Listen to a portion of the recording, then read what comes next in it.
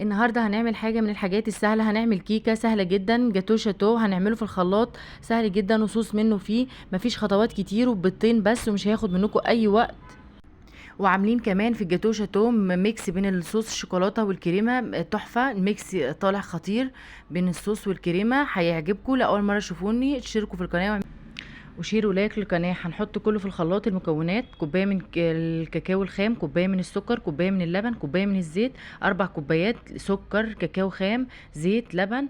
بنضربهم في الخلاط حلو جدا كده لما يندمجوا مع بعض، وبعد كده بيكون القوام بيكون تقيل، ناخد منهم كوباية على جنب عشان، وبعد كده بنزود بيضتين في الخليط وبيبقى بيخف معانا وبيكون حلو خالص. يبقى كوباية من السكر، كوباية من الكاكاو الخام، كوبايه من اللبن، كوبايه من الزيت، نضربهم مع بعض كويس جدا دقيقه ولا دقيقتين مع بعض جدا، بيكون القوام بيكون تقيل معانا جدا. ناخد من القوام ده كوبايه معياريه او تبع